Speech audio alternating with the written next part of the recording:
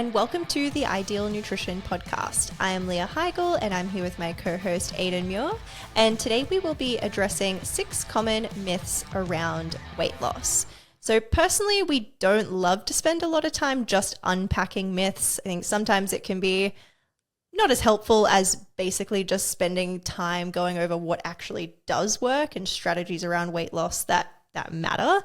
But I think in this particular context, addressing some of these myths can be particularly helpful just to allow you to navigate this space with a little bit more clarity. We're going to do this in no particular order, but we are going to split it up into 2 separate podcasts just to keep it nice and bite-sized.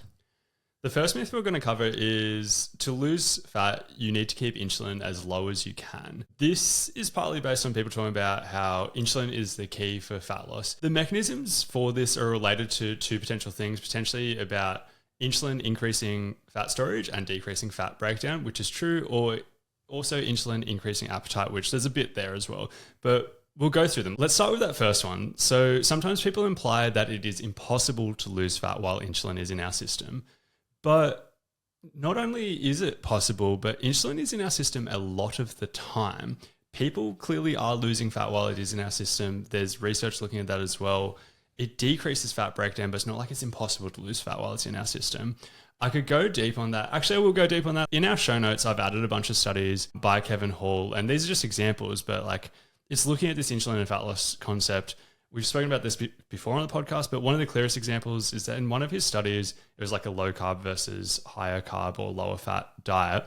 There was a 20% difference in insulin in the groups, where in the higher carb group, insulin was higher and they both had the same fat loss. If insulin was the secret and the thing that mattered the most here, that wouldn't be possible. I wouldn't disregard insulin or anything like that, but it's clearly not the main thing we need to focus on. With the appetite thing, I've just got one quick thing that I would want to add on to unpack this whole insulin and appetite thing. A lot of people are in this camp of thinking that insulin spikes are the thing that cause appetite to get out of control and that leads to obesity. This is one of the main factors in the insulin carbohydrate model of obesity. But let's just take one moment to look at this from the other angle. You could use this as a hack to gain size if you wanted to.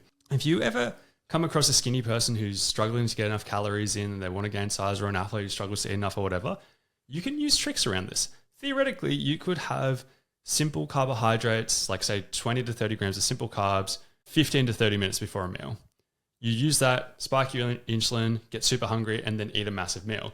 In fact, I've seen people say this from the opposite angle about being like, this is why you shouldn't eat bread before a restaurant meal and stuff like that. But this hack just doesn't work. It doesn't solve it for these people. It doesn't allow them to eat noticeably more. And obviously the whole appetite thing is a really, really complicated topic because there's so many things that go into it. We start looking at how palatable are foods when we add carbs and fat together and all of these kind of things. But I like to use that hack as a bit of an angle about being like, if this was a really powerful thing, we'd be able to use it in the other direction, and we don't seem to be able to use that. I've seen so many people try and not have much success with it, so I wouldn't be overly concerned about it. Myth number 2 is carbs cause weight gain. And this can be looked at from the point of view of somewhat related to that insulin myth, in that a lot of people will say, well, if we have a lot of carbs, then our body releases a lot of insulin. There's a lot of insulin in the system. We can't lose weight. But obviously, just going back to what Aidan just unpacked, we know that this is not necessarily true. What I do think is worth unpacking here, and what also leads to this misconception, is just how glycogen is stored with water weight and the impact of dietary carb intake has on this. So if we have a lot of carbs coming in, then it's highly likely that we're going to be storing more carbs as glycogen and therefore also storing water alongside this. So a really good example is if you are on a low to moderate carb diet and then you have a really high carb meal and wake up much heavier the next day. This isn't necessarily fat gain or muscle gain, but it is an increase in glycogen and water weight. And these shifts in scale weight can lead to that, like I said, misconception that carbs equal weight gain. But again, it is just this more transient water and glycogen that is not actual physical muscle mass or fat mass. So carbs do not directly cause weight gain outside of just those kinds of shifts in glycogen and water weight, unless there is a calorie surplus. And that's when carbohydrates can absolutely be turned into fat and then stored as fat or muscle, and then have that actual increase in true scale weight. That glycogen and water thing is also really underrated because there are plenty of people who have, say, adopted a low carb diet, and every time they add carbs in, their scale weight, quote unquote, skyrockets. And if they're self-analyzing and looking at being like, what do I respond best to? The logical conclusion without that knowledge would be, oh, every time I add carbs, my body weight goes up. Maybe a lower carb diet works for me. Whereas if you zoom out and you have this knowledge, you'd be like, okay, for like 1 or 2 days, it would go up, and then it would just remain stable from that point as well. Going really deep on that carbs cause weight gain thing, I like to use extreme examples for looking at stuff like this. Would never use it with a client, but it's something that I think is worth talking through. There's a relatively famous study that's called the RICE study. I don't actually have the study title in front of me, but I call it the RICE study, and it is in the show notes if you wanted to check this, but where participants lost an average of 63.9 kilos, so that's a lot. It involved 160 participants with very high starting body weights. They also had really large improvements in fasting blood glucose levels and their 2-hour post-meal blood glucose levels as well. So the insulin response improved as well. They pretty much just exclusively ate carbs, largely rice, but from memory, they also had a fair bit of fruit and sugar as well. I use that as an example about being like, their carb intake was quite high. If carbs in isolation were the things that were causing weight gain, how did they not only lose weight, but how did they lose so much weight? How did they lose 63.9 kilos on average? Like, it's such an extreme outlier study, but it's so worth being aware of for this topic. Hey you, yes you listening to this podcast. If you're enjoying listening to this episode, there's a good chance that you enjoy learning about nutrition. Have you ever considered getting some tailored nutrition advice that meets both your personal requirements and your goals? Or have you thought about how easy it'd be to follow a meal plan that meets your requirements without having to think? If so, then I'd recommend making an appointment with one of our dietitians. Simply search up Ideal Nutrition on Google and click book now. Thank me later. The next myth we're going to talk about is it's not calories, it's hormones. And this is another one relatively easy to unpack because they both influence each other. It's not this one or the other type of thing that we're looking at.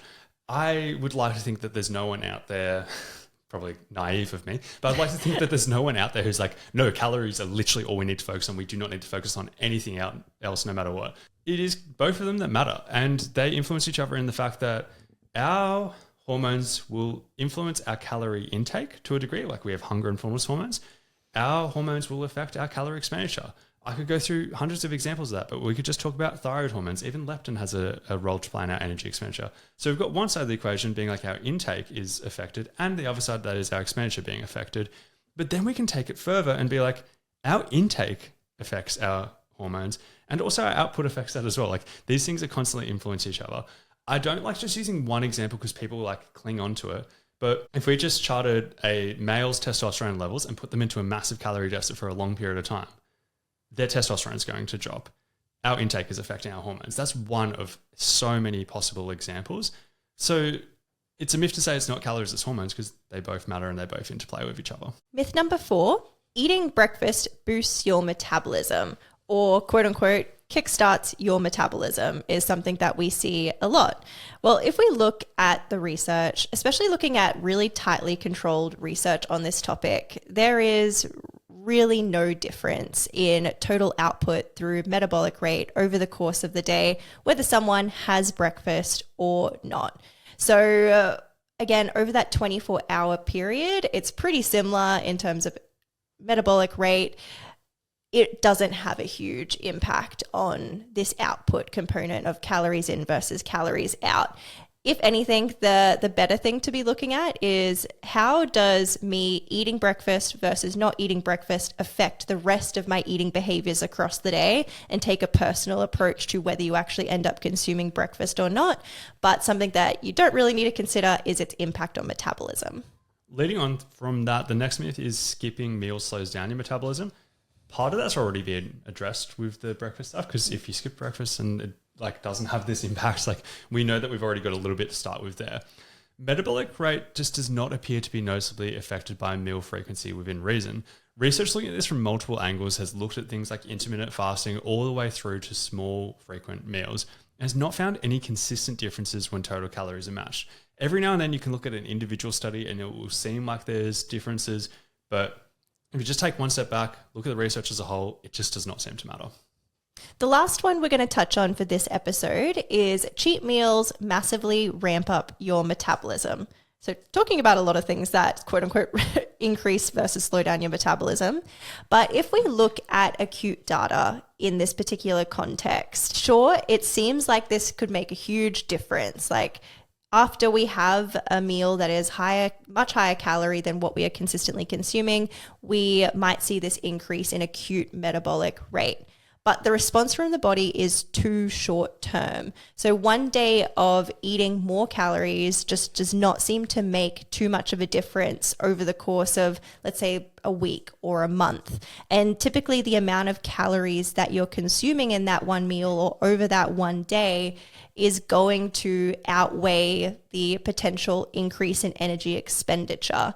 So from a metabolism perspective, I don't see why someone would use cheat meals or cheat days, but there may be other reasons in terms of psychological break from dieting that could be worthwhile. Awesome. We'll go on to the next one now. We're going to be going through 5 more myths. I believe this will be posted back to back. So I think it'll be interesting for me to see the stats and see who listens to the next one as well, if there's any drop off or anything like that. But I just want to do this as a bit of an experiment and see. So let's get on to the next one.